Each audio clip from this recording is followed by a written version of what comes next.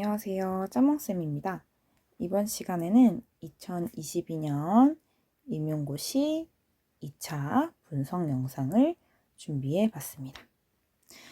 지금 1차 합격 이후에 2차 준비를 하시는 분들이 굉장히 많을 거라고 예상이 되는데요. 사실 2차 시험까지 한 달도 채 남지 않은 시간이기 때문에 보다 효율적인 분석이 굉장히 중요한 시점이라고 볼 수 있습니다. 그래서 많은 분들이 임용고시 2차로 출제가 될 만한 주제와 모형들을 중심으로 연습을 하고 계실 거라고 예상이 되는데요. 그런 여러분들께 조금이나마 도움이 되고자 임용고시 2차 예상 문제를 분석하는 영상을 준비해 봤습니다. 저는 임용고시 2차를 분석할 때 일단 임고 1차에 대한 분석을 하고요. 그 다음에 교과서 분석을 추가를 해서 2차 예상 주제와 모형을 분석했습니다. 제가 임용고시 1차를 분석하는 이유는 아무래도 1차도 그렇고 2차도 그렇고 어쨌거나 결과적으로는 전체적으로 전반적인 교과의 내용이 골고루 비중 있게 출제돼야 된다라고 보고 있습니다. 그래서 1차에서 다소 비중이 적었던 과목들은 자연스럽게 2차 출제 가능성이 높아진다라고 판단할 수 있습니다. 자, 그 다음에 교과서 분석을 한 이유는 사실 2차의 출제 기준은 교과서죠. 사회 1, 2를 중심으로 여러분들이 많이 준비를 하시는데 그 말인 즉슨 교과서와 연관이 되지 않는 주제들은 출제가 되기 어렵다라는 거죠. 그래서 2차 예상 주제나 모형을 분석할 때에는 가장 첫 번째로 그 주제가 교과서와 연계가 되어 있는지, 즉 해당 내용이 사회 1, 2 교과서에서도 등장해서 얼마든지 2차 문제로 출제될 수 있는지, 그 다음에 1차 문제로 출제가 되지 않은 주제인지 이걸 중심으로 분석을 했습니다.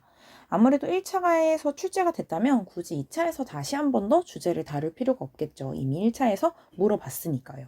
그래서 1차에 안 나온 주제인데 해당 주제가 교과서랑 연결까지 되어 있다 라면 자연스럽게 그 주제가 2차로서 얼마든지 출제 가능성이 높다라고 분석할 수 있는 거죠. 그렇게 주제를 뽑고 나면 그 주제와 연결 지을 수 있는 모형을 연관 지으면서 2차 예상 주제와 모형들을 분석해 냈습니다. 자, 그렇다면 제가 본격적으로 어떻게 했는지 한번 살펴보도록 할게요. 일단 검정색으로 표시한 것은 목차입니다. 이 목차는 제가 개론서랑 그 다음에 인강교재들을 중심으로 임용고시 1차 공부를 할 때 정리했던 목차입니다. 그 다음에 교과서는 당연히 사회 1, 2 교과서를 활용했고요. 여기서 말하는 1차 임고 문제는 2022년 1차 문제를 의미합니다. 자, 그렇다면 각각 한번 살펴보도록 할게요.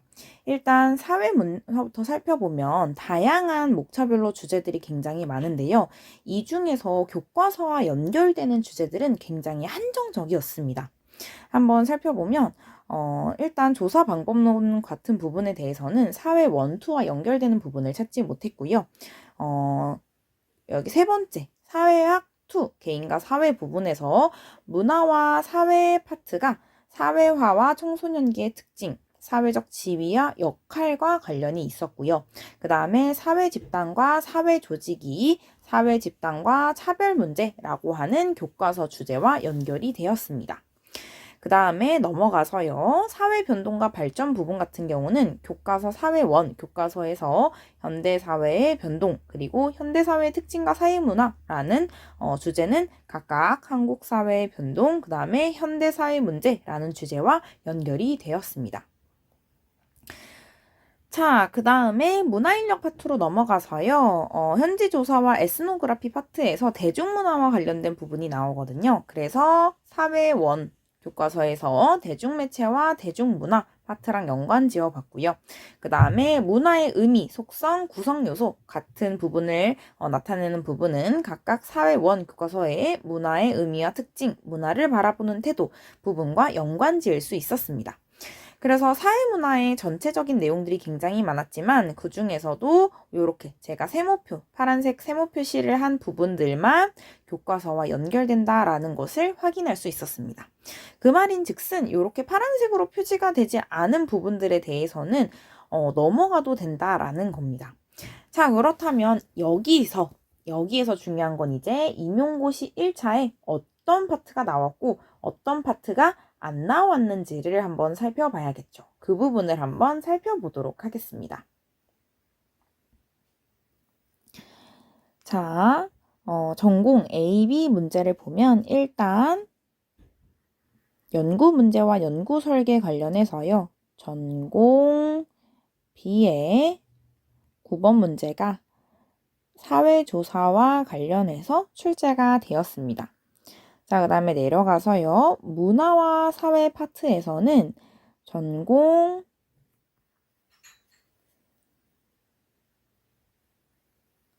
A의 3번이 일탈이라는 주제를 중심으로 출제가 되었습니다.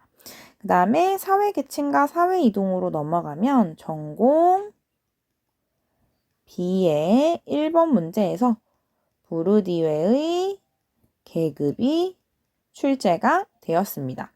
자, 그 다음에 현대사회 특징과 사회 문제로 넘어가면요.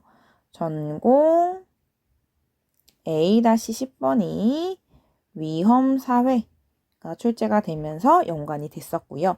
그 다음에 시민사회와 사회운동에서는 전공 B-10번에서 신사회운동이 출제가 되었습니다. 그래서 사회문화 같은 경우는 1차에서 총 5문제가 출제가 되었습니다. 자, 그렇다면 1차 분석도 완료했고 교과서 분석도 완료했으니까 그렇다면 어떠한 주제들이 조금 2차에 출제가 유력한지 한번 살펴봐야겠죠. 형광펜 표시를 통해서 한번 살펴보도록 하겠습니다. 자, 일단 문화와 사회 파트는 교과서에서도 나왔는데 1차에서도 출제가 됐죠. 그렇다면 이미 교과서에 나온 개념이 1차에서 출제가 됐기 때문에 이 주제는 출제 가능성이 좀 낮다라고 볼 수 있습니다. 자, 그 다음에 두 번째, 사회 집단과 차별 문제. 여기 파트 같은 경우는 교과서에 출제가 됐지만 1차 시험으로서는 출제가 안 됐죠. 그래서 출제 가능성이 조금 높구나라는 것을 확인할 수 있습니다. 자, 그 다음 내려가서요. 현대사회의 변동과 같은 경우도 교과서에 나온 개념이지만 1차에서는 출제가 되지 않은 주제죠. 그래서 출제 가능성이 높습니다. 자, 그 다음에 사회의 변동이라던가 현대사회의 문제 서로 겹쳐 있기는 하지만요. 위험사회 파트만 출제됐을 뿐 한국사회의 현대사회 특징, 변동 이런 부분과 관련해서는 출제가 안 됐기 때문에 이 부분도 출제 가능성이 조금 있다라고 판단할 수 있습니다. 자, 그 다음에 내려가서요. 대중매체와 대중문화 파트도 교과서 개념인데 출제가 안 됐죠. 그 다음에 문화의 의미, 특징, 속성, 그 다음에 문화를 바라보는 태도 부분도 교과서 개념이어서 중요하다라고 볼 수 있지만 1차에서 출제가 되지 않았기 때문에 2차에 출제 가능성이 높구나라고 판단할 수 있습니다. 자, 그렇다면 위에서 판단한 것들을 정리를 해보면요. 일단 사회문화 같은 경우는 총 5문제가 출제가 됐고요. 각각 해당하는 것들이 사회원에 있는 사회집단과 차별 문제, 그 다음에 사회원에 있는 문화의 의미와 특징, 그 다음에 사회원에 있는 한국사회의 변동과 현대사회의 문제, 요렇게가 출제가 될 확률이 높은 주제로 선정할 수 있습니다. 자, 그렇다면 각각의 이 교과서 안에 있는 부분들을 토대로 구체적인 주제와 모형들을 연결해야겠죠. 일단 제가 교과서를 한번 살펴본 결과 사회원에서 사회집단과 차별 문제 같은 경우는 사회집단이라는 개념이 등장하고 있습니다. 이 사회집단이라는 개념 같은 경우는 개론서에서도 속성 모형의 예시로 활용할 정도로 구체적인 사례로 활용하고 있는데요. 그렇기 때문에 사회 집단이라는 개념을 중심으로 속성 모형이 연결될 수 있겠죠. 자, 그 다음에 이 부분 파트에서는 차별과 갈등이라는 주제가 나옵니다. 그래서 학교에서의 차별, 우리 사회 속에서의 차별 이런 것들이 나오는데요. 관련된 사회 문제이기 때문에 당연히 문제 해결 학습 같은 것들이 연결이 될 수 있겠죠. 자, 그 다음에 문화의 의미와 특징으로 넘어가면요. 문화의 특징을 중심으로 5가지 정도가 나오기 때문에 직소, 투 모형과 연관 지을 수 있습니다. 자, 그 다음에 한국 사회 변동, 현대 사회 문제로 넘어가면요. 여기에서 저출산 고령화 문제를 굉장히 주의 깊게 다루고 있습니다. 이거 같은 경우는 사회 문제이기 때문에 당연히 탐구학습, 그 다음에 문제 해결 학습, 그 다음에 의사결정 학습, 그 다음에 논쟁, 문제, 수업 모형이 출제가 될 수 있겠죠.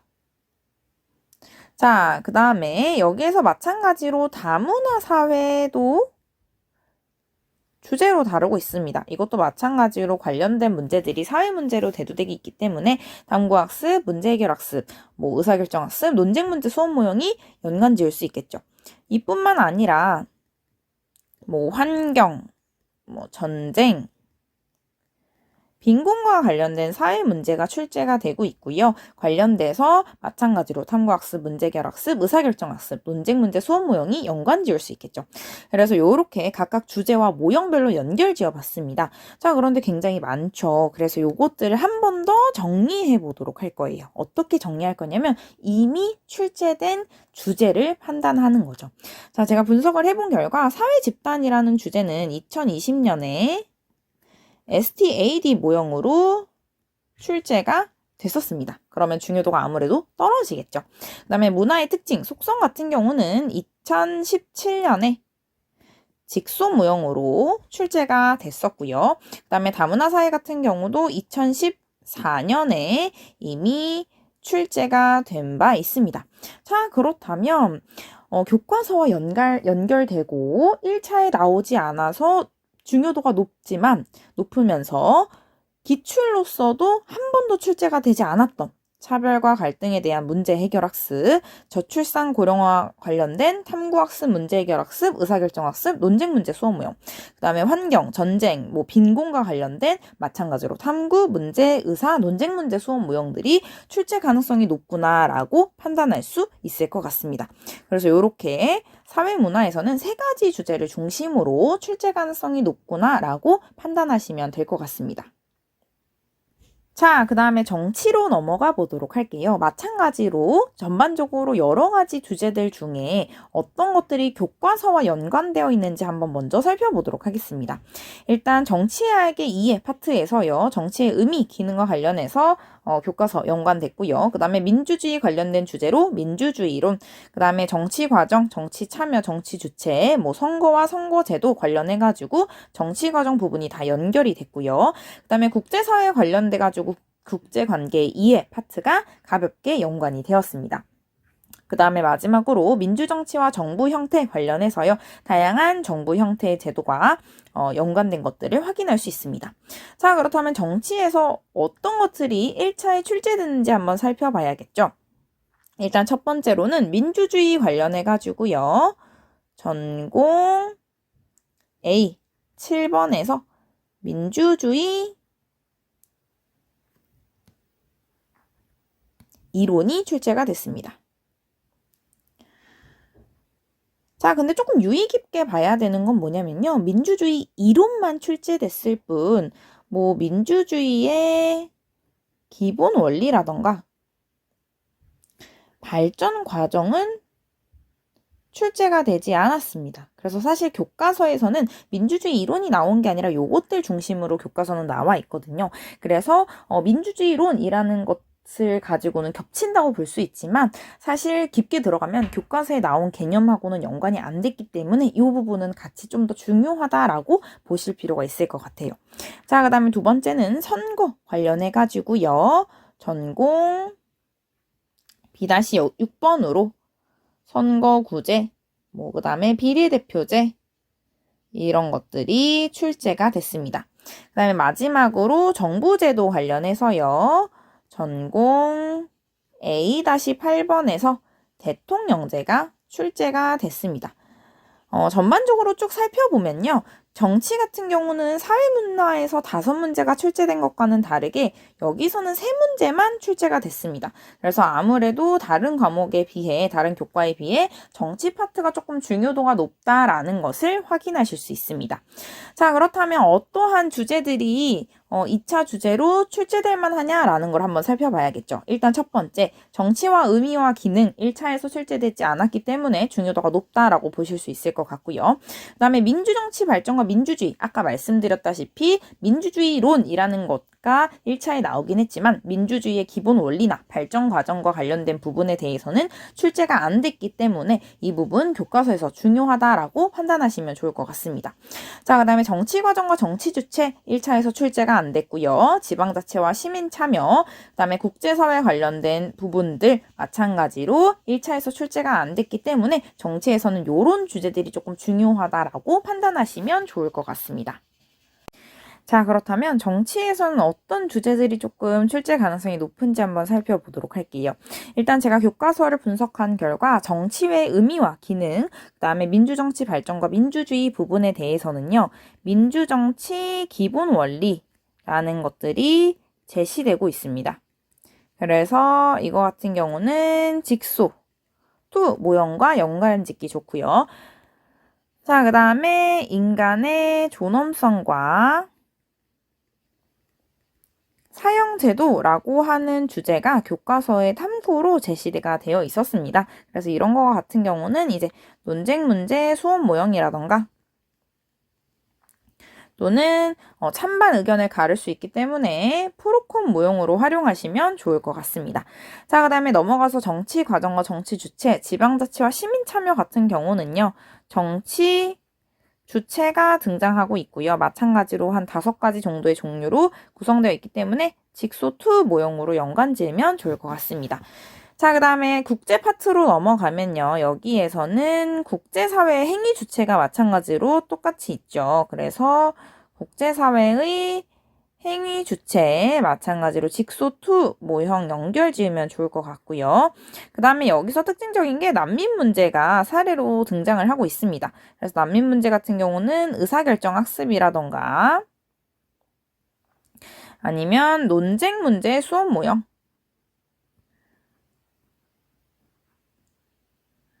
그리고 문제 해결 학습을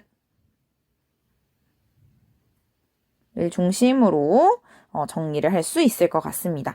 자, 그렇다면 어떤 것들이 기출이 됐는지 한번 살펴봐야겠죠. 제가 전반적인 기출을 쭉 살펴본 결과 정치 주제 같은 경우는 기출과 연관된 부분이 없었습니다. 즉, 정치에 나와 있는 모든 주제들은요. 출제 가능성이 모두 높다라고 판단할 수 있을 것 같습니다. 그래서 정치 같은 경우는 다른 주제와는 다르게 1차에서 출제 비중이 굉장히 적었습니다. 그래서 2차에서의 중요성이 높은 과목이고요. 각각에 나오는 영역들이 모두 다 기출로서는 출제가 되지 않았었기 때문에 모두 다 출제 가능성이 높다라고 보시면 좋을 것 같습니다. 자, 그 다음에 법으로 넘어가 보도록 하겠습니다. 법도 전반적으로 이제 교과서와 관련된 부분의 영역들을 제가 파란색으로 표시를 했고요. 바로 1차 문제는 어떤 것들이 출제됐는지 한번 살펴보도록 하겠습니다. 자, 우선은 첫 번째로는 기본권 관련해서요. 기본권 관련해서 전공 B 11번으로 기본권의 제한이 출제가 됐습니다. 과잉금지 원칙이 출제가 되면서 기본권 제한과 관련된 내용이 출제가 됐었고요. 그 다음에 헌법재판소 관련해서도요. 전공 B-11에서 헌법재판소가 관련된 내용으로 출제가 되었습니다. 자, 그 다음에 형법으로 넘어가서요. 죄형 법정주의와 범죄 성립 요건 관련해서 전공 A-11번에서 범죄 성립 요건이 출제가 되었습니다. 자, 그 다음에 사법으로 넘어가서요. 물권과 채권 부분에서 이제 전공 A-12번으로 계약과 관련된 내용이 출제가 됐고요. 노동법 관련해서 전공 B-2번에서 근로기준법이 출제가 되었습니다. 자, 그 다음에 신급제도와 재판원칙 관련해서는요. 각각 전공 A의 4번과 5번에서 공정한 재판이 무엇인지, 그 다음에 형사재판의 과정을 모의재판으로 출제를 하였습니다. 그래서 법에서는 굉장히 많은 부분의 내용들이 출제가 됐는데요. 무려 6개의 문제가 출제가 되었기 때문에 2차에서는 아무래도 좀 중요도가 살짝 떨어지지 않나. 심지어 작년에 법 문제 관련해서 2차에서 이미 출제가 됐었기 때문에 어느 정도 중요도가 조금 낮지 않나라고 파악할 수 있을 것 같습니다. 자, 그렇다면 교과서에 나와 있는 개념이지만 1차에서 출제되지 않은 건 뭐가 있는지 살펴봐야겠죠. 일단 첫 번째로 법의 의미와 목적 서로 연관이 되지 않았었고요. 그 다음에 생활과 법, 그 다음에 국회, 대통령, 행정부, 법원 관련된 내용들 1차로 출제되지가 않았습니다. 그 다음에 생활과 법 파트까지 1차에서 출제가 되지 않은 교과서 영역 내용으로 확인해 볼 수 있습니다. 자, 그렇다면 여기서 파악한 걸 중심으로 내용 영역들을 조금 뽑아봐야겠죠.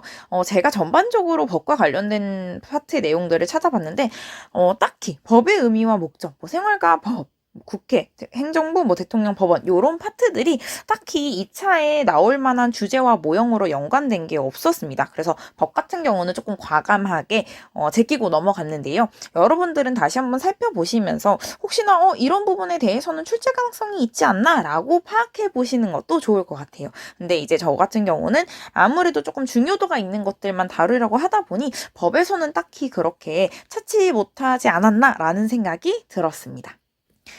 자, 마지막으로 경제로 넘어가 보도록 할게요. 경제 같은 경우도 전반적으로 이제 큰 내용들은 아니고요. 시장의 의미, 가격의 결정, 수요 공급, 국내 총생산, 이런 것들을 중심으로 교과서에서 조금 출제가 되고 있습니다. 자, 그 다음에 1차 문제 같은 경우는요. 수요 공급 이론 관련해서요. 전공 A-9번에서 수요 공급의 균형, 생산자 인형 이런 것들이 출제가 됐고요. 그 다음에 소비자 이론에서는 전공 B-8번에서 소비 이론이 출제가 되었습니다. 자, 그 다음에 시장 이론과 관련해서는요. 전공 B-7에서 독점이 출제가 되었고요. 요 정도 출제가 된 것을 확인할 수 있습니다. 자, 그렇다면 마찬가지로 교과서에 나온 개념인데 1차에서 출제가 되지 않은 부분들 살펴보면요. 경제활동, 경제체제, 기업의 역할과 책임, 그 다음에 국내 총생산, 물가와 실업, 그 다음에 국제거래와 환율, 지속가능한 경제생활 요 정도를 중심으로 출제가 되지 않았다라는 거 확인해 볼 수 있습니다. 자, 그렇다면 경제 한번 살펴보면요. 경제 같은 경우도 이번에 1차에서 3문제 정도밖에 출제가 안 됐습니다. 그래서 2차에서의 중요도가 조금 높아지겠죠. 그래서 각각 내용 영역들이 뭐가 있는지 한번 살펴보면요. 일단 경제활동, 경제체제, 기업의 역할, 지속가능한 경제생활 이 부분과 관련해서는 딱히 뚜렷한 주제를 찾지 못했고요. 조금 특징적으로 볼 수 있었던 부분은 이제 국내 총생산 관련해가지고 국내 총생산 관련해서 속성 모형 뽑을 수 있었고요. 그 다음에 환율 파트가 등장하기 때문에 이 환율에 대해서는 탐구 학습이 가능하다라고 분석할 수 있었습니다. 그런데 좀 더 많이 특징적이었던 건 뭐냐면요. 이미 두 개 모두 각각 국내 총생산은 2011년 기출로 출제가 됐었고요. 환율 같은 경우는 2018년 기출로 출제가 되었던 주제입니다. 그래서 결국 경제에서도 딱히 뚜렷하게 2차에 출제가 유력하다라고 볼 만한 주제가 없었다라는 거죠. 자, 그렇다면 제가 전반적으로 분석한 내용들을 전체적으로 한번 보도록 할게요. 자, 일단 사회문화에서는 각각 1차 문제가 총 5문제 출제가 됐고요. 그 다음에 정치에서는 3문제, 그 다음에 법에서는 6문제, 그래서 경제 문제에서는 3문제가 출제가 됐다. 그래서 1차에서의 출제 비중을 놓고 살펴만 보면 정치와 그 다음에 경제가 가장 2차 출제 비중이 높아지는 주제다라고 분석할 수 있습니다. 자, 그 다음에 개별 요소로 들어가면요. 일단 사회문화에서는 차별과 갈등과 관련된 문제 해결 학습 출제 가능성이 높고요. 그 다음에 저출산, 고령화와 관련한 다양한 사회문제 중심의 모형들 출제 가능성 높습니다. 그 다음에 환경, 전쟁, 빈곤과 관련된 주제들도 출제 가능성이 높고요. 자, 그 다음에 정치 굉장히 중요하죠. 전반적인 비중이 낮았기 때문에요. 민주정치 기본 원리 직소 모형 출제가 되지 않았습니다. 인간의 존엄성과 사형제도, 논쟁 문제 소원 모형이라 프로콘 출제 가능성이 있고요. 그 다음에 다양한 정치 주체 마찬가지로 직소2 모형 가능성이 있습니다. 그 다음에 국제사회 행위 주체 같은 경우도 직소2 모형으로 출제 가능성이 있다라고 볼 수 있고요.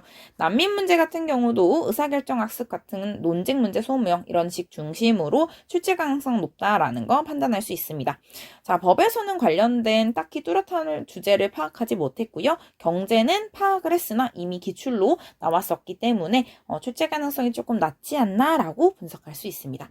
자, 그래서 총 결론적으로 한번 생각해 보면요. 일단 정치가 가장 중요도가 높다라는 거 파악할 수 있고요. 더 특징적인 건 사실 직소2 모형과 연결되는 게 굉장히 많습니다. 그래서 해당 주제 중심으로 직소2 모형 반드시 한 번쯤은 연습해 보셨으면 좋겠고요. 그거 말고도 사문도 그렇고 정법도 그렇고 다양한 논쟁적인 주제들 논쟁적인 주제 현재 굉장히 많이 나와 있죠. 차별, 갈등, 저출산, 고령화, 환경, 전쟁, 빈곤, 그 다음에 사형제도, 난민 문제 이런 걸 중심으로 문제 해결 학습, 의사결정 학습, 논쟁 문제 수업 모형, PBL, 프로콘 요 정도 확인해 볼 수 있다라는 거 점검하실 수 있을 것 같습니다.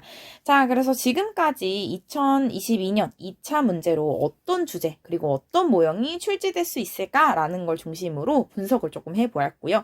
이것은 제 개인적인 분석 기준에 따라서 결정한 것이기 때문에 제 영상을 조금 참고하셔서 여러분들의 분석까지 같이 곁들이신다면 보다 효과적인 2차 시험 준비가 될 수 있지 않을까라는 생각이 듭니다.